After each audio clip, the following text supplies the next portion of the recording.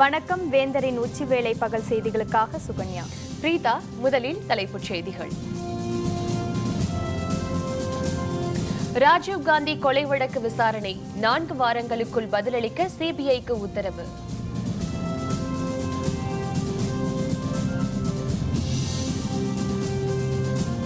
வரும் 5ஆம் தேதி முதல் தமிழகத்தில் சுற்றுப்பயணம். தொண்டர்களை சந்திக்க ஓ பன்னீர்செல்வம் திட்டம்.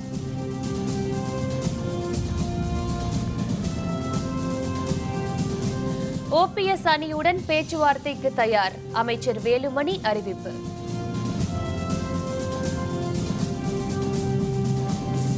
மாநில சுயாட்சி கொள்கைக்கு எதிரான செயல்பாடு, மத்திய அரசு மீது ஸ்டாலின் குற்றச்சாட்டு. உழைப்பாளர்களால் தான் நாட்டின் முன்னேற்றம், மே தின விழாவில் டாக்டர் பாரிவேந்தர் பேச்சு.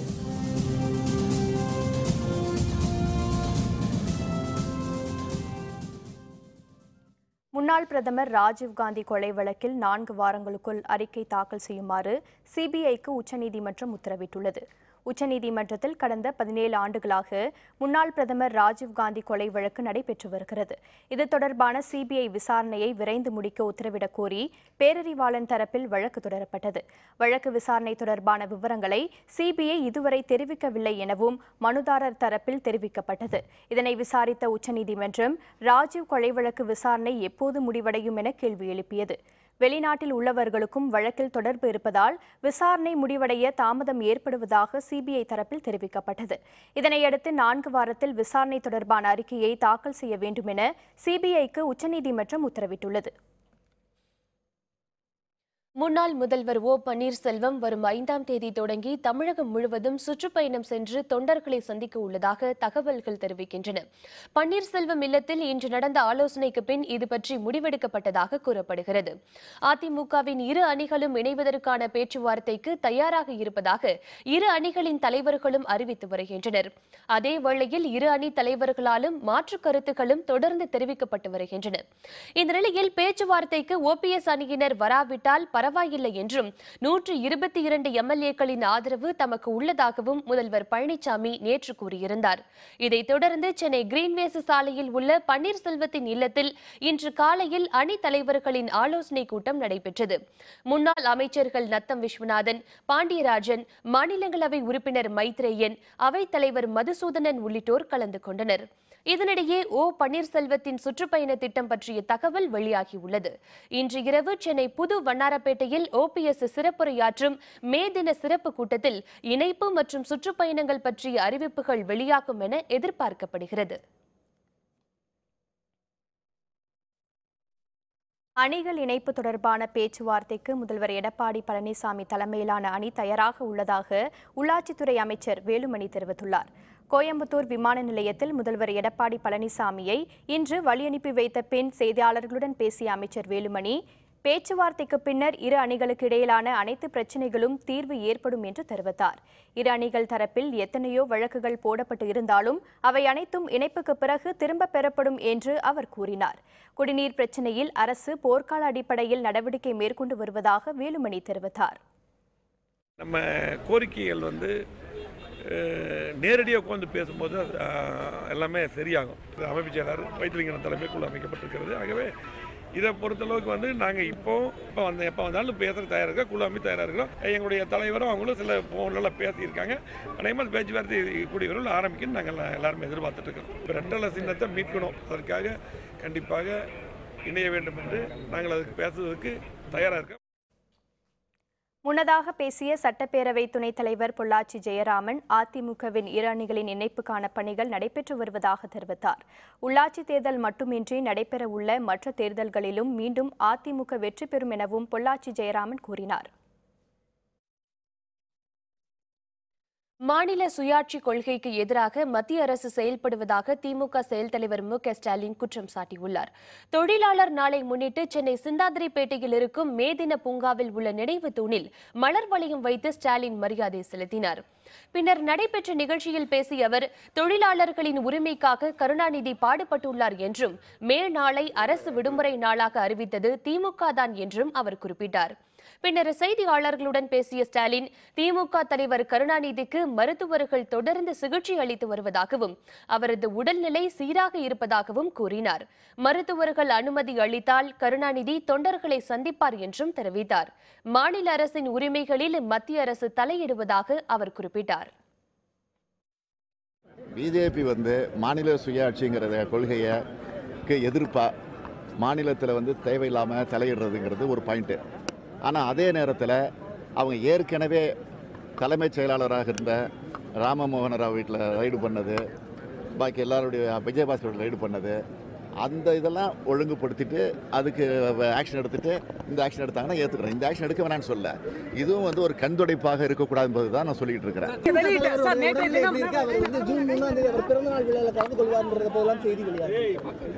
அவருடைய உடல்நல மருத்துவர்கள் தொடர்ந்து கண்காணித்துக் கொண்டிருக்கிறார்கள், சீராக தான் இருந்து கொண்டிருக்கிறது. எனவே மருத்துவர்கள் அனுமதி கிடைத்தால் நிச்சயமாக தலைவர் கலைஞர் அவர்கள் எல்லோரையும் சந்திப்பார்கள். உழைப்பாளர்களின் ரத்தம் வியர்வையால் தான் நாடு முன்னேறுகிறது என்றும் தொழிலாளர்களுக்கு ஊக்கமும் பாதுகாப்பும் அளிக்கும் நாடுதான் வலுப்பெறும் என்றும் இந்திய ஜனநாயக கட்சியின் நிறுவனர் தலைவரான டாக்டர் பாரிவேந்தர் குறிப்பிட்டார். சென்னை அசோக் நகரில் உள்ள இந்திய ஜனநாயக கட்சியின் தலைமையகத்தில் இந்திய ஜனநாயக தொழிற்சங்க பேரவை சார்பில் இன்று மே நாள் கொண்டாடப்பட்டது. விழாவில் தொழிற்சங்க கொடியை ஏற்றி வைத்து பேசிய டாக்டர் பாரிவேந்தர், உலகெங்கும் உழைத்து வாழும் தொழிலாளர்களின் நாள் இதுவென்றும் தமிழகத்தில் இளைஞர்கள் முடக்கப்படுவதாகவும் இலவசங்களை வழங்கி மக்களை அடிமைப்படுத்தி வைத்திருப்பதாகவும் குறிப்பிட்டார். நாம் எல்லாம் இன்றைக்கு வாழுகிறோம் என்றால், உயர்ந்திருக்கிறோம் என்றால், வளர்ச்சியை காணுகிறோம் என்று சொன்னால் அது இந்த உழைப்பாளர்களுடைய இரத்தம்தான், வேர்வைதான் என்பதை நாடு அறியும், நாமும் நன்றாகவே அறிவோம். எந்த ஒரு நாடு தொழிலாளர்களை போற்றுகிறதோ, பாராட்டுகிறதோ, பாதுகாப்பு தருகிறதோ, அவர்களுக்கு வேண்டிய ஊக்கத்தை தருகிறதோ, எந்த வகையிலெல்லாம் அவங்களை அடையாளப்படுத்துகிறதோ, அந்த நாடானாலும் சரி, அமைப்பானாலும் சரி, அது நிச்சயமாக மிக நல்ல முறையில் வளரும். தொழிலாளர்களுக்கு தேவையான உதவிகளை தாம் செய்து வருவதாகவும் இந்திய ஜனநாயக பேரவையினருக்கு தேவையான படிப்பு மற்றும் மருத்துவ உதவிகளை இந்திய ஜனநாயக கட்சி வழங்கும் என்றும் டாக்டர் பாரிவேந்தர் குறிப்பிட்டார். இதனோடு இணைந்துள்ள உங்களுக்கு எங்களால் முடிந்ததை, குறிப்பாக படிப்புக்கான வழிகாட்டுதல், அதே போல மருத்துவத்திற்கான வழிகாட்டுதல், உதவிகள், அதை தொடர்ந்து செய்து கொண்டிருக்கிறோம். பல ஆண்டுகளாக செய்து கொண்டிருக்கிறோம். மற்றவர்களுக்கெல்லாம் செய்கிற நாங்கள், தொழிலாளர்கள் நீங்கள் உங்களுக்கு செய்வதில் எங்களுக்கு பெருமை, மகிழ்ச்சி. நானும் உங்கள் ஒருவனாக இருப்பதாகவே நான் நினைக்கிறேன். நிகழ்ச்சியில் புதிய தொழிற்சங்க நிர்வாகிகளுக்கு உறுப்பினர்கள் அட்டைகளையும் டாக்டர் பாரிவேந்தர் வழங்கினார். விழாவில் இந்திய ஜனநாயக கட்சியின் பொருளாளர் ஜி ராஜன், பொதுச்செயலர் பி ஜெயசீலன், இணை பொதுச்செயலர் ஆர் கிருஷ்ணமூர்த்தி, தொழிற்சங்க தலைவர் எம் தேவதாஸ், பொதுச்செயலர் எஸ் செவியர், பொருளாளர் ஸ்டீபன் மற்றும் 6 மாநகர போக்குவரத்து கழக மண்டலங்களை சேர்ந்தவர்களும் கலந்து கொண்டனர். தமிழக மீனவர்கள் 5 பேரை இலங்கை கடற்படையினர் கைது செய்துள்ளனர். பாம்பன் பகுதி மீனவர்கள் கச்சத்தீவு மன்னார் கடல் பகுதியில் மீன்பிடித்துக் கொண்டிருந்த பொழுது அங்கு வந்த இலங்கை கடற்படையினர் எல்லை தாண்டி மீன்பிடித்ததாக கூறி தமிழக மீனவர்களை சுற்றி வளைத்தனர். மீனவர்கள் 5 பேரை கைது செய்த இலங்கை கடற்படையினர் மீனவர்களின் நாட்டுப்படகு ஒன்றையும் பறிமுதல் செய்துள்ளனர். தமிழக மீனவர்களை இலங்கை கடற்படையினர் கைது செய்வது தொடர்கதையாகி வருவதாக மீனவர்களின் உறவினர்கள் தெரிவித்துள்ளனர். கொல்கத்தா உயர்நீதிமன்ற நீதிபதி கர்ணனின் மனநிலையை பரிசோதிக்குமாறு மேற்குவங்க அரசுக்கு உச்சநீதிமன்றம் உத்தரவிட்டுள்ளது. கொல்கத்தா உயர்நீதிமன்ற நீதிபதியாக உள்ள கர்ணன் உச்சநீதிமன்ற நீதிபதிகள் 7 பேர் தமது இல்லத்தில் நேரில் ஆஜராக வேண்டும் என உத்தரவிட்டிருந்தார். உச்சநீதிமன்றம் தாமாக முன்வந்து நீதிபதி கர்ணன் மீது நீதிமன்ற அவமதிப்பு வழக்கு தொடர்ந்தது. இந்த வழக்கை விசாரித்த நீதிபதிகள் நீதிபதி கர்ணனுக்கு வரும் 5ஆம் தேதி பரிசோதனை நடத்த வேண்டும் என்றும், மேற்குவங்க காவல்துறை டிஜிபி தலைமையில் மருத்துவ பரிசோதனை நடத்த வேண்டும் என்றும் மருத்துவர்கள் குழுவில் இடம்பெறுவோர் குறித்து மேற்குவங்க அரசு முடிவு செய்ய வேண்டும் என்று உச்சநீதிமன்றம் கூறியுள்ளது. கூறியுள்ளது. மருத்துவ பரிசோதனை முடியும் வரை நீதிபதி கர்ணன் எந்த உத்தரவும் பிறப்பிக்க கூடாது என்றும் உச்சநீதிமன்றம் தெரிவித்துள்ளது. நீதிமன்ற அவமதிப்பு வழக்கு வருகிற 9ஆம் தேதிக்கு ஒத்திவைக்கப்பட்டுள்ளது. இந்தியா வந்துள்ள துருக்கி அதிபர் தயிப் எர்டோகன் இன்று பிரதமர் நரேந்திர மோடி உள்ளிட்ட தலைவர்களை சந்தித்து பேசினார். துருக்கி பிரதமர் தயிப் எர்டோகன் தனது மனைவி எமென் எர்டோகனுடன் நேற்று இந்தியா வந்தார். 2 நாட்கள் இந்தியாவில் பயணம் மேற்கொள்ளும் அவருக்கு இன்று காலை குடியரசுத் தலைவர் மாளிகையில் சிறப்பான வரவேற்பு அளிக்கப்பட்டது. அவரை குடியரசுத் தலைவர் பிரணாப் முகர்ஜி, பிரதமர் நரேந்திர மோடி ஆகியோர் வரவேற்றனர். அப்போது முப்படை வீரர்களின் அணிவகுப்பு மரியாதை அளிக்கப்பட்டது. அதனை அவர் ஏற்றுக்கொண்டார்.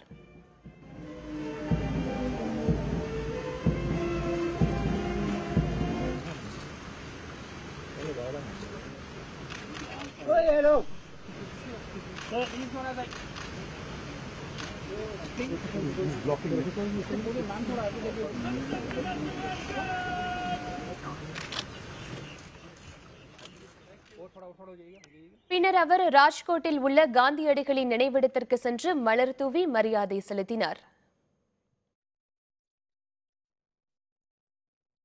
பொறியியல் படிப்புக்கான விண்ணப்பங்கள் இன்று முதல் ஆன்லைனில் பதிவு. விவரம் விளம்பர இடைவேளைக்கு பிறகு.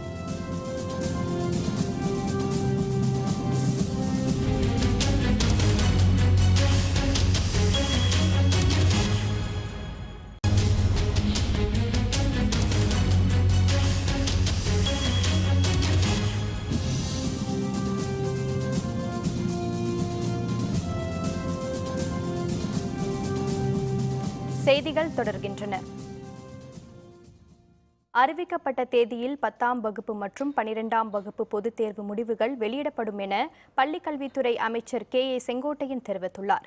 ஈரோடு மாவட்டம் கோபிச்செட்டிப்பாளையம் அருகே கெட்டிசெவியூரில் 21 லட்சம் ரூபாய் மதிப்பீட்டில் கால்நடை மருத்துவமனைக்கு அடிக்கல் நாட்டு விழா நடைபெற்றது.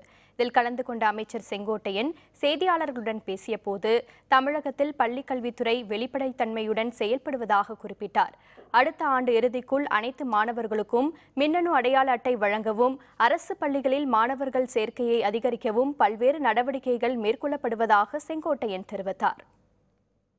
மே மாதத்தில் +2 தேர்வுகள், உயர்கல்வி மேல்கல்வி தேர்வுகள் வருமா என்று சில பேர் அச்சத்தை தெரிவித்திருக்கிறார்கள்.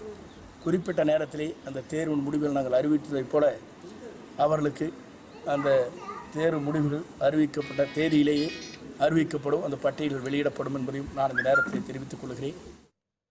பொறியியல் படிப்புக்கான விண்ணப்பங்கள் இன்று முதல் ஆன்லைனில் பதிவு செய்யப்பட்டு வருகிறது. 2017-18ஆம் கல்வியாண்டிற்கான பொறியியல் படிப்பில் சேர்வதற்கான கலந்தாய்வு இன்று முதல் ஆன்லைனில் விண்ணப்பம் செய்ய அனுமதி அளிக்கப்பட்டுள்ளது. அண்ணா பல்கலைக்கழகத்தின் www.annauniv.edu என்ற இணையதளத்தின் மூலம் விண்ணப்பிக்கலாம் எனவும், இன்று முதல் பொறியியல் படிப்புக்கான விண்ணப்பங்கள் இணையதளத்தில் பதிவு செய்யலாம் என்றும் கூறப்பட்டுள்ளது. பொறியியல் படிப்புக்கான விண்ணப்பத்தை ஆன்லைனில் பதிவு செய்ய மே 31ஆம் தேதி கடைசி நாளாகும். பூர்த்தி செய்யப்பட்ட விண்ணப்பங்களை தபால் மூலமாகவோ அல்லது நேரிலோ சமர்ப்பிக்க ஜூன் 3ஆம் தேதி கடைசி நாள். ஜூன் 20ஆம் தேதி ரேண்டம் எண் வெளியிடப்படுவதுடன் ஜூன் 22ஆம் தேதி தரவரிசை பட்டியல் வெளியிடப்பட உள்ளது. ஜூன் 27 முதல் கலந்தாய்வு நடைபெறும் என அறிவிக்கப்பட்டுள்ளது. திருவாரூர் அருகே விளமல் அரசு மாவட்ட மதுபான கிடங்கிற்கு வந்த லாரியில் வெடிகுண்டுகள் கண்டெடுக்கப்பட்டதால் பரபரப்பு ஏற்பட்டுள்ளது. சென்னையில் நேற்று முன்தினம் கைது செய்யப்பட்ட ராஜ்குமார் என்பவரிடம் நடத்தப்பட்ட விசாரணையில் கிடைத்த தகவலின் பேரில் இந்த சோதனை நடத்தப்பட்டது. கோயம்புத்தூரில் இருந்து திருவாரூருக்கு மது பாட்டிலை ஏற்றி வந்த லாரியிலிருந்து வெடிகுண்டுகள், அரிவாள், கத்தி உள்ளிட்ட ஆயுதங்களும் கண்டெடுக்கப்பட்டன. பெரிய பெட்டி அளவிற்கு கிடைக்கப்பெற்ற சக்தி வாய்ந்த வெடிகுண்டை அப்புறப்படுத்திய காவல்துறையினர் இது தொடர்பாக தப்பியோடிய லாரி ஓட்டுநர் மோகனை தேடி வருகின்றனர். பல்வேறு மாவட்டங்களிலிருந்து கொண்டுவரப்படும் மது பாட்டில்கள் சேமித்து வைக்கப்படும் கிடங்கிற்கு வந்த லாரியில் வெடிகுண்டுகள் இருந்தது அப்பகுதியில் பெரும் பரபரப்பை ஏற்படுத்தியுள்ளது. ஈரோடு மாவட்டம் மொடக்குறிச்சி அருகே புதிதாக அமையவுள்ள மதுக்கடைக்கு எதிர்ப்பு தெரிவித்து கிராம மக்கள் மாவட்ட ஆட்சியர் அலுவலகத்தை முற்றுகையிட்டு போராட்டத்தில் ஈடுபட்டனர். உச்சநீதிமன்ற உத்தரவின் பேரில் நெடுஞ்சாலைகளில் உள்ள மதுக்கடைகள் அகற்றப்பட்ட நிலையில் அவற்றை கிராமங்களுக்குள் அமைக்க டாஸ்மாக் நிர்வாகம் முயற்சி மேற்கொண்டுள்ளது.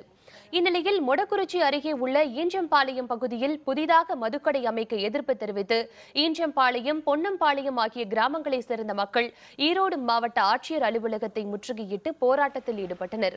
தங்களது பகுதியில் மதுக்கடை அமைக்கப்பட்டால் பெண்கள், பள்ளி மாணவ மாணவிகளுக்கு பாதுகாப்பற்ற சூழல் ஏற்படும் என அவர்கள் அச்சம் தெரிவித்தனர்.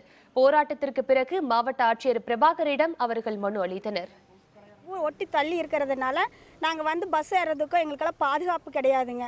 தனியாக பொண்ணுங்க குழந்தைங்கள்லாம் போய் வர்றதுக்கெல்லாம் ரொம்ப சிரமமாக இருக்குதுங்க. அதனால் எங்களுக்கு அதுக்கு டாஸ்மாக் கடை வேணாங்க. எங்களுக்கு வந்து ஓப்பன் பண்ண வேணாங்க. நாளைக்கு காலையில் அப்படி பண்ணினாக்கா நாங்கள் வந்து சாலை முறையில் ஈடுபடலான்னு முடிவு பண்ணிருக்கோங்க. புதுச்சேரியில் இருசக்கர வாகன ஓட்டிகள் கட்டாய ஹெல்மெட் அணியும் உத்தரவு இன்று முதல் நடைமுறைப்படுத்தப்பட்டுள்ளது. சாலை விபத்துகளின் போது உயிரிழப்பை தடுக்கும் பொருட்டு இருசக்கர வாகனங்களில் செல்வோர் கட்டாயமாக ஹெல்மெட் அணிய வேண்டும் என புதுச்சேரி காவல்துறை அறிவுறுத்தியது. இன்று முதல் இந்த சட்டம் நடைமுறைப்படுத்தப்பட்டுள்ளது. இதையொட்டி புதுச்சேரியில் முக்கிய சாலை சந்திப்புகளில் போக்குவரத்து காவல்துறையினர் கண்காணிப்பில் ஈடுபட்டுள்ளனர். ஹெல்மெட் அணியாமல் செல்லும் இருசக்கர வாகன ஓட்டிகளுக்கு 100 ரூபாய் அபராதம் விதிக்கப்படுகிறது. நாளையும் தொடர்ந்து ஹெல்மெட் அணியாமல் இருசக்கர வாகனம் ஓட்டினால் அபராதம் விதிக்கப்படுவது மட்டுமின்றி ஓட்டுநர் உரிமம் ரத்து செய்யப்படும் எனவும் காவல்துறையினர் எச்சரித்துள்ளனர். இதனிடையே அபராதத்தை தவிர்க்கும் பொருட்டு சாலையோரங்களில் விற்பனை செய்யப்படும் தரமில்லாத ஹெல்மெட்டுகளை மக்கள் வாங்கி செல்வதாகவும் அரசு சார்பில் தரமான ஹெல்மெட் விற்பனை செய்ய நடவடிக்கை மேற்கொள்ள வேண்டும் எனவும் வாகன ஓட்டிகள் கோரிக்கை விடுத்துள்ளனர். தலை அடிபடாமல் இருக்கிறதுக்காக நம்ம ஹெல்மெட் போடுறதுக்காக அடிபட்டோம் உடம்புல பாதுகாத்துக்கலாம். ஆனால் தலையில் ஒன்றும் பண்ண முடியாது. நாளைக்கு ஒரு பிரச்சனை ஆகிடுதுன்னா தலையை கூட ஒன்றும் பண்ண முடியாது. அவுட் ஆகிடும். ஏன்னா ஹெல்மெட் போடுறதுனால எந்த ஆபத்தும் கிடையாது. நல்லது. என்றைக்குமே ஹெல்மெட் போடுறது அவசியம். சேலம் அருகே பிரதான குடிநீர் குழாயில் உடைப்பு ஏற்பட்டதால் லட்சக்கணக்கான லிட்டர் தண்ணீர் சாலையில் பெருக்கெடுத்து ஓடியது. மேட்டூர் அணையிலிருந்து சேலத்திற்கு தனி கூட்டு குடிநீர் திட்டம் செயல்படுத்தப்பட்டு வருகிறது. இதன் அடிப்படையில் கொண்டலாம்பட்டி பட்டர்ஃப்ளை பாலம் அருகே அமைக்கப்பட்ட பிரதான குடிநீர் குழாயில் இன்று உடைப்பு ஏற்பட்டதால் அதிக அளவு குடிநீர் பெருக்கெடுத்து சாலைகளில் தேங்கியது. இதனால் அங்கு போக்குவரத்து பாதிக்கப்பட்டது. இதனையடுத்து மாநகராட்சி பணியாளர்கள் 50க்கும் மேற்பட்டோர் வரவழைக்கப்பட்டு உடைப்பை சரி செய்யும் பணி மேற்கொள்ளப்பட்டது. விரைவில் உடைப்பு சரி செய்யப்படும் என சேலம் மாநகராட்சி செயற்பொறியாளர் அசோகன் தெரிவித்தார். கொண்டலாம்பட்டியிலிருந்து இருக்கக்கூடிய வாட்டர் அந்த பேக் வாட்டர் ஏற்கனவே ஜாயிண்ட் விட்ட இடத்துல தண்ணி அதிகமாக நகாய் ரோட்டு பூரா தண்ணி வந்துடுச்சு. அதையும் நாங்கள் ஒரு போர்க்கால அடிப்படையில் ஆட்களெல்லாம் ஏற்பாடு பண்ணி அந்த தண்ணியை பூரா வடிக்கிறதுக்கான ஏற்பாடு பண்ணி இந்த பைப் லைன் லீக்கையும் அரெஸ்ட் பண்ணிட்டு உடனடியாக ஒரு தண்ணி டேங்க்ல ஏற்றி சப்ளை கொடுக்கறதுக்கான ஏற்பாடுகள் நான் செஞ்சுருக்கோம். சிவகங்கை மாவட்டம் காளையார்கோவில் பகுதியில் வெப்பத்தின் தாக்கத்தால் மாங்கனிகள் விரைந்து பழுப்பதால் உரிய விலை கிடைக்காமல் விவசாயிகள் ஏமாற்றமடைந்துள்ளனர். சிவகங்கை மாவட்டம் காளையார்கோவில் பகுதியில் ரத்தனகிரி மாம்பழம் என அழைக்கப்படும் அல்போன்சா மாம்பழங்கள் அதிக அளவு விளைச்சல் கண்டுள்ளதால் அண்டை மாநிலங்கள் மற்றும் வட இந்திய வணிகர்களும் வந்து வாங்கி செல்கின்றனர். வறண்ட பகுதியில் சொட்டு நீர் பாசனம் மூலம் இயற்கை உரமிட்டு அரும்பாடுபட்டு விளைவித்த மாங்கனிகளுக்கு உரிய விலை கிடைப்பதில்லை என கூறும் விவசாயிகள் வெப்பத்தின் தாக்கத்தால் மாங்கனிகள் விரைந்து பழுத்து விடுவதாகவும் கவலை தெரிவிக்கின்றனர்.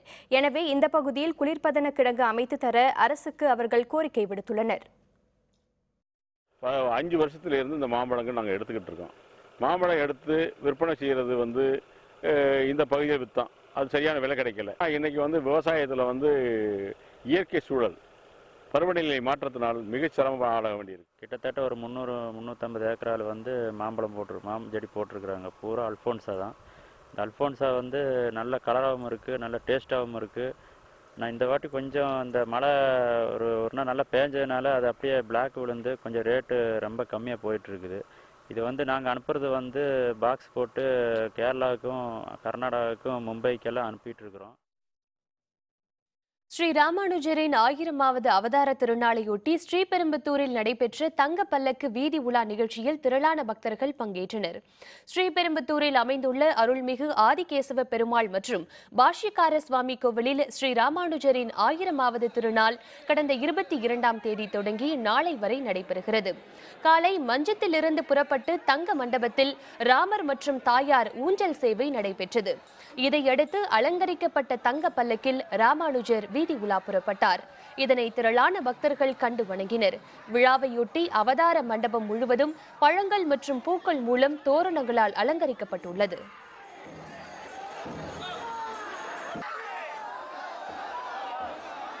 ராமானுஜரோட திருநக்ஷத்திரம் சேவிக்கலான்னு வந்தேன். இங்கே அவங்களோட இது ரொம்ப நாளாக நடந்தது. 3 மணி நேரம் க்யூவில் காத்திருந்து அவரை பார்க்கணுன்னு அவ்வளோ கஷ்டப்பட்டு பார்த்துட்டு வந்திருக்கேன் வெளியில். தமிழ்நாடும் சரி, பெங்களூரு, கர்நாடகா மக்களும் சரி, எல்லாரும் அவருடைய ஆசீர்வாதத்தை பெறணுங்கிற ஒரு நல்ல எண்ணத்திலேயே நாங்கள் இங்கே வந்திருக்கோம். பெருமாளை பார்த்துட்டோம். ரொம்ப நன்றி. திருப்பூர் மாவட்டம் அவிநாசி அருள்மிகு அவிநாசி லிங்கேஸ்வரர் கோவிலில் சித்திரை தேர் திருவிழா கொடியேற்றத்துடன் தொடங்கியது. சுந்தரமூர்த்தி நாயனரால் பாடல் பெற்ற தலமும் கொங்கெழு சிவாலயங்களில் முதன்மை பெற்ற தலமுமான அருள்மிகு அவிநாசி லிங்கேஸ்வரர் கோவிலில் சித்திரை திருவிழா கொடியேற்றத்துடன் தொடங்கியது. முன்னதாக யாகம் வளர்க்கப்பட்டு கொடிமரத்திற்கு பூஜைகள் செய்யப்பட்டன. இதையடுத்து வேறெந்த சிவாலயங்களில் இல்லாத சிறப்பாக நெசவு தொழில் செய்யும் மக்களுக்கு கொடியேற்றும் உரிமை வழங்கப்பட்டுள்ளது. குன்னத்தூர் செங்குந்த சமுதாய மக்கள் கொடியினை நெய்து கோவிலுக்கு கொண்டு வந்து 3 முறை வலம் வந்து கொடியேற்றினர். இன்றிரவு சூரிய சந்திர மண்டல காட்சிகளும் 4ஆம் நாள் பஞ்சமூர்த்திகள் புறப்பாடும் நாயன்மார்கள் காட்சியளித்தலும் நடைபெற உள்ளன. விழாவின் முக்கிய நிகழ்வான தேரோட்டம் வரும் 7ஆம் தேதி நடைபெற உள்ளது. அவிநாசி அப்பருக்கு பிரம்மாவினால் ஏற்பட்ட பிரம்மோற்சவமானது 11 நாட்கள் சிறப்பாக நடைபெறுகிறது. தமிழகத்திலே 3வது பெரிய திருத்தேராகும். இத்திருத்தலத்திற்கு வந்து அவிநாசி அப்பரை வழிபட்டால் இழந்த பொருட்களை பெறலாம் என்பது ஐதீகமாகும். அதுதான் நமக்கு உணர்த்தும் செயலாகும். கொடியேற்று திருவிழாங்கிறது வந்து மிக விசேஷம். இந்த கொடியேற்றத்தோட 10 நாள் தேர் திருவிழா ஆரம்பமாகுது. எந்த கோயிலுமே இல்லாத ஒரு பெருமை வந்து காசியில் பாதி அவிநாசிக்குன்னு உண்டு. ஆனால் இங்கே இருக்கக்கூடிய இந்த தேர் திருவிழாவுக்கு வரக்கூடிய அனைவரையுமே நாங்கள் வருக வருக வருகன்னு வரவேற்கிறோம். இந்த கொடியேற்ற விழா வந்து ரொம்ப சிறப்பாக வருஷம் செஞ்சிட்டு இருக்கிறாங்க. உண்மையில் கோயில் வந்து ரொம்ப பழங்காலத்து கோயில். ஆதி காலத்திலேருந்து இந்த கோயில் வந்து ரொம்ப சிறப்பாக நடந்து கொண்டிருக்கிற சிவபெருமானது. சிவகங்கை மாவட்டத்தில் உள்ள பிள்ளையார்பட்டியில் உள்ள அருள்மிகு ஸ்ரீ கற்பக விநாயகர் கோவில் குடமுழுக்கு விழா சிறப்பாக நடைபெற்றது. இதில் பல்லாயிரக்கணக்கானோர் சுவாமி தரிசனம் செய்தனர். திருப்பத்தூர் அருகே உள்ள பிள்ளையார்பட்டியில் ஸ்ரீ கற்பக விநாயகர், சிவகாமி அம்மன் உடனாய திருவீசர், வாடாமலர் மங்கை உடனாய மருதீசர் கோவில் குடமுழுக்கு விழா இன்று காலை சிறப்பாக நடைபெற்றது. கடந்த ஏப்ரல் 24ஆம் தேதி குடமுழுக்கு விழா தொடங்கியது. இன்று காலை யாகசாலை பூஜைகள் நிறைவடைந்தது. இந்தியாவில் உள்ள புண்ணிய நதிகளில் புனித நீரை யாகசாலையில் வைத்து பூஜிக்கப்பட்டது. இன்று காலை யாகசாலையிலிருந்து புனித நீரை சிவாச்சாரியார்கள் தலையில் சுமந்து சென்று கோவில் விமானங்களில் உள்ள கோபுரங்களில் புனித நீரை ஊற்றினர். தமிழகத்தில் மட்டுமின்றி நாடு முழுவதும் பல்வேறு நகரங்களில் இருந்து வந்த பல்லாயிரக்கணக்கான பக்தர்கள் குடமுழுக்கு விழாவை கண்டு கற்பக விநாயகரை தரிசித்து சென்றனர். பிள்ளையார்பட்டி கற்பக விநாயகர் கோயில் குடமுழுக்கு விழா, பரிச்சாந்தி விழா இன்று மிகவும் சிறப்பாக நடைபெற்றது. பிள்ளையார்பட்டி என்று சொல்லும்போது ஒரு பெரிய குடவரை கோயில். கற்பக விருட்சம், அதாவது கற்பக பிள்ளையார் என்பது கற்பக விருட்சம். கற்பக மரத்திற்கு கீழே இருந்து நாம் என்ன மனசில் நினைத்தோமோ அது உடனே இறைவன் நமக்கு கொடுப்பார். அது மாதிரி இந்த பிள்ளையார்பட்டிக்கு வந்தால் நம்ம என்ன மனசில் நினைச்சு வேண்டுதல் செய்தோமோ அதை பிள்ளையார்பட்டி விநாயகர் நமக்கு கொடுப்பார். ஓய்வூதிய திட்டத்தில் மாற்றத்திற்கு எதிர்ப்பு போராட்டத்தில் வெடித்தது வன்முறை. விவரம் விளம்பர இடைவேளைக்கு பிறகு.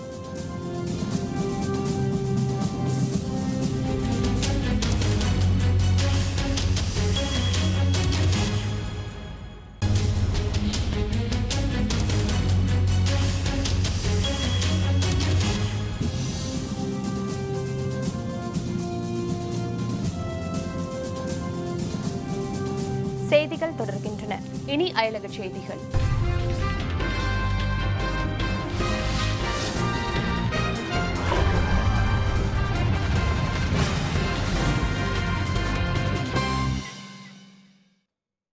பிரேசிலில் ஓய்வூதிய திட்டத்தில் மாற்றம் கொண்டுவர எதிர்ப்பு தெரிவித்து நாடு முழுவதும் வேலை நிறுத்தத்திற்கு எதிர்க்கட்சியினர் அழைப்பு விடுத்திருந்த நிலையில் பல்வேறு இடங்களில் நடைபெற்ற போராட்டங்களின் பொழுது வன்முறை வெடித்தது. பிரேசில் நாட்டின் பொருளாதார சீர்திருத்த நடவடிக்கைகளில் ஒன்றாக தொழிலாளர்கள் ஓய்வு பெறுவது வயதை அதிகரிப்பது, ஓய்வூதியத்தில் மாறுதல் உள்ளிட்ட அறிவிப்புகளை அந்நாட்டு அதிபர் மிச்சல் டெமர் அறிவித்தார். இதற்கு கடும் எதிர்ப்பு தெரிவித்துள்ள தொழிற்சங்கத்தினர் முழு அடைப்பு போராட்டத்திற்கு அழைப்பு விடுத்தனர். இதனால் கல்வி நிலையங்கள், அலுவலகங்கள், வணிக வளாகங்கள் உள்ளிட்டவை மூடப்பட்டன. ரயில் மற்றும் சாலை போக்குவரத்தும் பாதிக்கப்பட்டது. இந்நிலையில் பல்வேறு இடங்களில் அரசுக்கு எதிராக போராட்டங்கள் நடைபெற்றன. அப்பொழுது காவல்துறையினருக்கும் போராட்டக்காரர்களுக்கும் இடையே மோதல் ஏற்பட்டது. சில இடங்களில் கடைகள் அடித்து நொறுக்கப்பட்டன.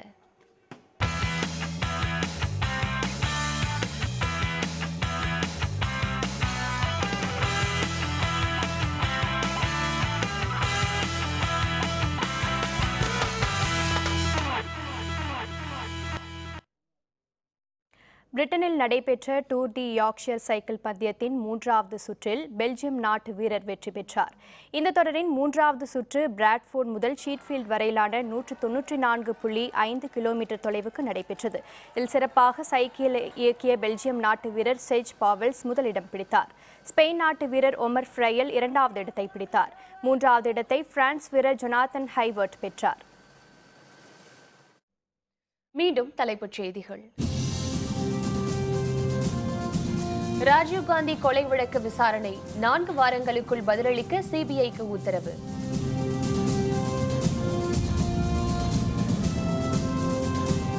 வரும் 5ஆம் தேதி முதல் தமிழகத்தில் சுற்றுப்பயணம். தொண்டர்களை சந்திக்க ஓ பன்னீர்செல்வம் திட்டம். ஓபிஎஸ் அணியுடன் பேச்சுவார்த்தைக்கு தயார். அமைச்சர் வேலுமணி அறிவிப்பு. மாநில சுயாட்சி கொள்கைக்கு எதிரான செயல்பாடு. மத்திய அரசு மீது ஸ்டாலின் குற்றச்சாட்டு. உழைப்பாளர்களால் தான் நாட்டின் முன்னேற்றம். மே தின விழாவில் டாக்டர் பாரிவேந்தர் பேச்சு.